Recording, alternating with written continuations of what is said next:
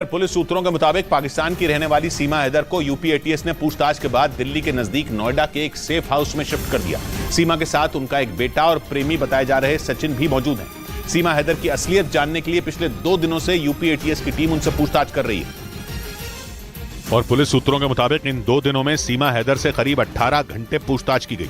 सूत्रों का कहना है कि पूछताछ में सीमा हैदर ने यह कबूल किया कि उनके भाई और चाचा पाकिस्तानी सेना में हैं, लेकिन वो जासूसी की बात से इनकार करती रही। और पुलिस के सूत्र बताते हैं कि सोमवार को सीमा से करीब 7 घंटे और अगले दिन उनसे करीब 11 घंटे पूछताछ की गई। बाद में सीमा हैदर को रबुपुरा थाने ले जाया गया, जहां उन्हें रात करीब 9 बजे तक थाने में रखा गया।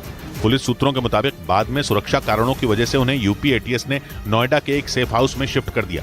बताया गया कि पाकिस्तानी महिला होने की वजह से उन पर हमले का खतरा मंडरा रहा है, इसलिए सुरक्षा एजेंसियां अलर्ट हैं। और पुलिस सूत्रों के मुताबिक यूपी एटीएस की टीम सीमा हैदर के कोड वर्ड डिकोड करने में जुट गई। जांच एजेंसियों को शक है कि सीमा पाकिस्तान की खुफिया एजेंसी आईएसआई की एजेंट है और वो सचिन से प्यार करने की आड़ में किसी बड़ी साजिश को अंजाम देने की फिराक में। जबकि सीमा हैदर का दावा है कि वो जासूस नहीं है। उनके मुताबिक वो सचिन से प्यार करती हैं और उनके साथ रहने के लिए ही अपने बच्चों के साथ भारत आई हैं। लेकिन सीमा के इन दावों पर सुरक्षा एजेंसियों को जरा भी भरोसा नहीं।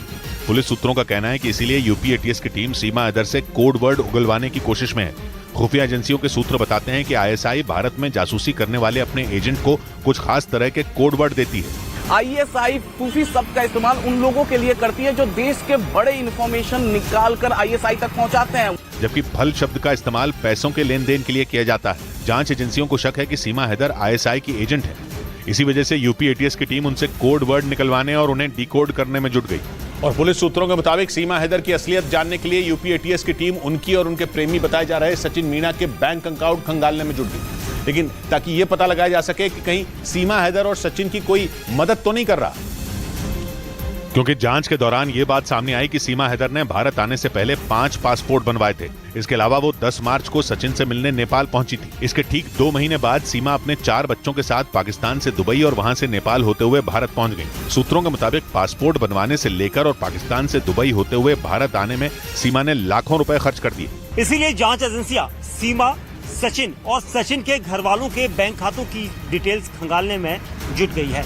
सूत्रों का कहना है कि जांच एजेंसियों को शक है कि सीमा हैदर और सचिन की पैसों से मदद की जा रही है, जबकि सीमा का दावा है कि उन्होंने कराची में करीब 12 लाख पाकिस्तानी रुपयों में एक जमीन बेची थी और उन्हीं पैसों से वो भारत पहुंची।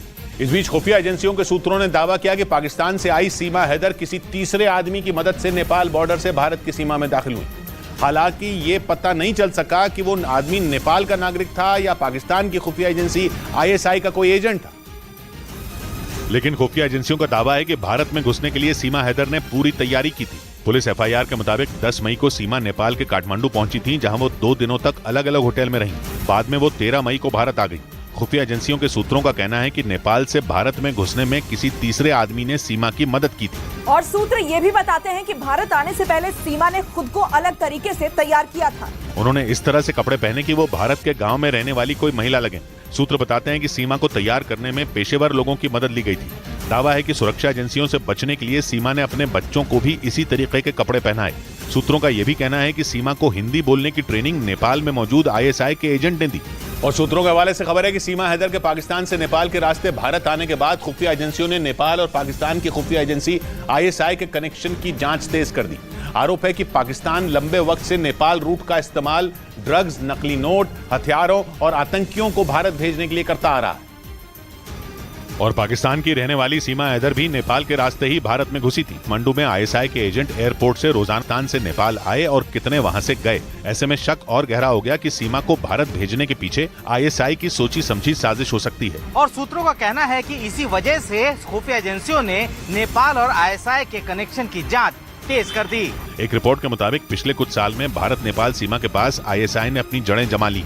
इनमें नेपाल के 7 जिले यूपी और बिहार से लगने वाले बॉर्डर के पास मौजूद हैं, जहां से आईएसआई भारत के खिलाफ ऑपरेशन को अंजाम देती है। इस बीच पुलिस सूत्रों के मुताबिक पाकिस्तान से आई सीमा हैदर ने सोशल मीडिया पर मरियम खान नाम से फर्जी आईडी बना रखी थी। इसी वजह से जांच एजेंसियों ने सीमा के ऑनलाइन गेम पबजी और उनके सोशल मीडिया अकाउंट की जांच तेज कर दी।